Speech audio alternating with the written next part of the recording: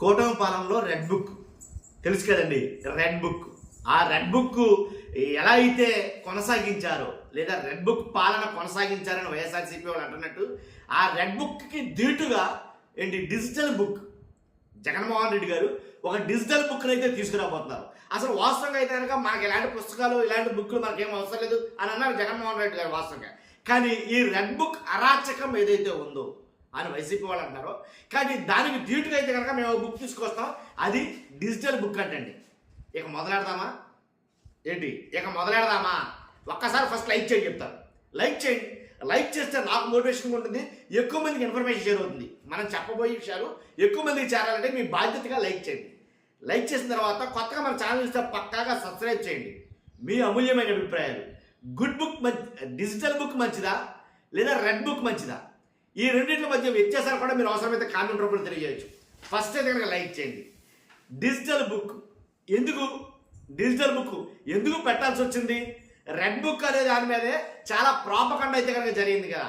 వాస్తవంగా red book పేరిట red బుక్లో ఎవరెవరు పేర్లు రాశారో నారా లోకేష్ గారు రెడ్ బుక్ అనే దాన్ని మ్యాక్సిమం అంతా విస్తృతం చేశారు. రెడ్ బుక్ అంటేనే వైసీపీ శ్రేణుల్లో నిజంగా ఒక రకమైన వణుకు పుట్టించింది అని చెప్పాలి.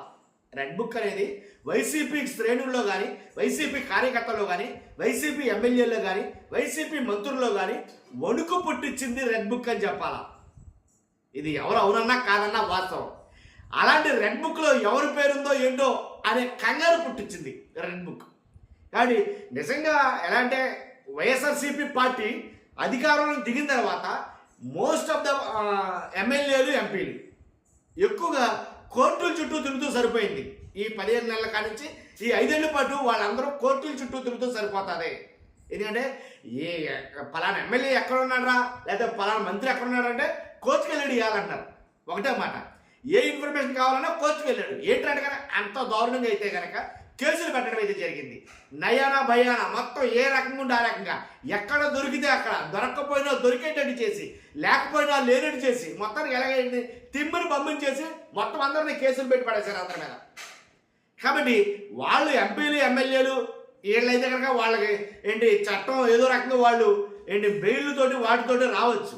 కానీ సామాన్య కార్యకర్తలు, సోషల్ యాక్టివిస్టులు ఇలాంటి వాళ్ళు కూడా 5 10 కేసులు పెట్టేసి లోపలేసేసిన సంఘటనలు చాలా ఉన్నాయి.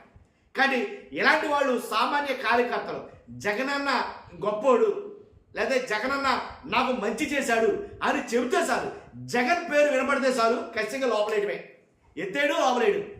కార్యకర్తలు కావచ్చు, సోషల్ మీడియా యాక్టివిస్టులు కావచ్చు, 100,000 కేసులు, 100,000 అరెస్టులు అయితే జరిగినాయి. దీనికి పోటీగా ధీటుగా ఒక బుక్ అయితే తీసుకురావాలని సంకల్పించాను. ఆ బుక్ ఎవరి కోసం రానంటే కనుక వైఎస్ఆర్సీపీ తీసుకొస్తున్న బుక్ ఎవరి కోసం అంటే కార్యకర్తలకు అండగా నిలబడటం కోసమే. ఫస్ట్ ఒకటి అది రెడ్ బుక్. రెడ్ బుక్ దేనికోసం తీసుకొచ్చారు? ఏదైతే మమ్మల్ని ఇబ్బంది పెట్టారో లేదా మా గురించి తప్పుగా మాట్లాడారో, ఇప్పుడు రాజకీయం అన్నాక 1,00,000 మాట్లాడతారు. మాట్లాడిన ప్రతి మాట నిజం కాదు, మాట్లాడిన ప్రతి మాట అబద్ధం కాదు. కాబట్టి వాళ్ళ మాట్లాడిన మాటలు అంటే కొంతమంది కొన్ని అబ్యూజ్డ్ వర్డ్స్ చేశారు, కొంతమంది మన మామూలుగా ధీటుగా ప్రశ్నించారు. వైఎస్ఆర్సీపీ నాయకులు కావచ్చు, కార్యకర్తలు కావచ్చు, సోషల్ మీడియా యాక్టివిస్టులు కావచ్చు, ఎవరైనా కానీ ప్రశ్నించిన వాళ్ళని ఎత్తి లోపలేసేశారు, బూతులు తిట్టిన వాళ్ళని ఎత్తి లోపలేసేశారు. వాళ్ళు వీళ్ళని లేదు. నేను ఒకటే మాట చెప్తా, సింగిల్ లైన్లో జగన్ పేరు చెప్తే చాలు ఎత్తి లోపలేస్తారు చాలామంది. ఇది వాస్తవం. జస్ట్ ఒక పోస్ట్ షేర్ చేస్తే చాలు, ఒక పోస్ట్ షేర్ చేసినందుకు కూడా తీసుకొని లోపలేసే సంఘటనలు ఉన్నాయి కూటమి ప్రభుత్వం. కాబట్టి రెడ్ బుక్ పరిపాలన అలా సాగింటే ఇప్పుడు కార్యకర్తలకు అండగా నిలబడతామని డిజిటల్ బుక్ తీసుకొచ్చారు. ఇదైతే అలా కాదట. ఎవరైతే అన్యాయంగా, ఎవరినైతే అక్రమంగా, ఎవరినైతే అరెస్టులు చేశారో, ఆ అరెస్టులో భాగంగా ఎవరైతే హింసించారో కార్యకర్తల్ని, ఆ హింసించడంలో భాగంగా వాళ్ళ పేర్లన్నీ కూడా ఈ డిజిటల్ బుక్లో నోట్ చేయబడతాయి అనేది నేను మాట్లాడతాను.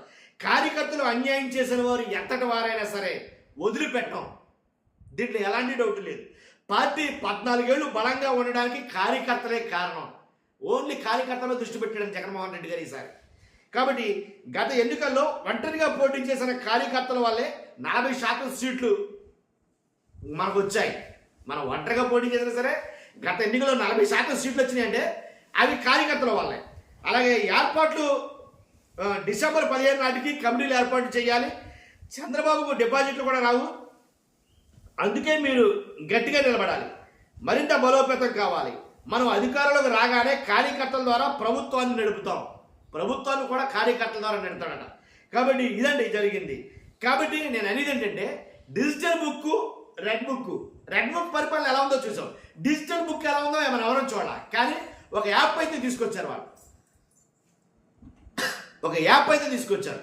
ఆ యాప్లో భాగంగా దాన్ని మన నెంబర్ ఎంటర్ చేస్తే, ఫోన్ నెంబర్ ఎంటర్ చేస్తే వెంటనే ఓటీపీ అడుగుతుంది. ఆ ఓటీపీ ఎంటర్ చేస్తే యాప్లో నెంబర్ ఎంటర్ చేసిన తర్వాత ఓటీపీ వస్తుంది. ఆ ఓటీపీ ఎంటర్ చేసిన తర్వాత మీ ప్రాబ్లం ఏంటని అడుగుతుంది. అని అడిగితే పలానా ఎమ్మెల్యే తాలూకు పలానా వాళ్ళు నన్ను హింసించారు, అన్యాయంగా నన్ను కొట్టారు, అన్యాయంగా నన్ను తిట్టారు, అన్యాయంగా నా మీద కేసులు పెట్టారు. అర్థమైందా? ఇదంతా మనం ఎంటర్ చేస్తాం. దాంతో ఫోటోలు కానీ వీడియోలు కానీ ఉంటే కనుక అవి కూడా ఎంటర్ చేయమని అడుగుతుందంట. అవి కూడా ఎంటర్ చేసిన తర్వాత ఏంటి సాక్ష్యాధారాలతో సహా, అన్యాయంగా కాదు, అక్రమంగా కాదు, కట్టుకథలు కల్పితాలు కాకుండా సాక్ష్యాధారాలు బట్టి అది వెంటనే అప్లోడ్ అవుతుంది. అది దాంట్లోకి వెళ్ళిన తర్వాత, అది సేవ్ అయిన తర్వాత, ఎప్పుడైతే జగన్మోహన్ రెడ్డి గారు అధికారంలోకి వస్తారో, అధికారంలోకి వచ్చిన తర్వాత ఆయన చేసే మొట్టమొదటి పని ఏంటంటే డిజిటల్ బుక్ ఓపెన్ చేస్తాడట. ఓపెన్ చేస్తే మరి అప్పుడు పరిస్థితి అంటే నాకేం అర్థం అవట్లా. ఎందుకంటే ఇప్పుడు చాలామంది చాలా రకాలుగా పెట్టలేకపోతున్నారు. వాస్తవంగా మాట్లాడాలంటే ఏంటి తప్పునా లేకపోయినా మాట్లాడితే చాలిక. కాబట్టి ఇలాంటి పరిస్థితుల్లో ఖచ్చితంగా ఆ బుక్ అయితే కనుక అది జగన్మోహన్ రెడ్డి గారు ఓపెన్ చేస్తారట. అప్పుడు ఇక్కడే ఉండాలో లేకపోతే వేరే రాష్ట్రాలకి వెళ్ళిపోవాలో ఏంటో నాకు అర్థం కాదు. చూస్తున్నా మీరు అందరూ కూడా మీ అభిప్రాయాన్ని ఏదైనా కామెంట్ రూపంలో తెలియజేయండి. ఫస్ట్ అయితే లైక్ చేయండి. Thank you very much.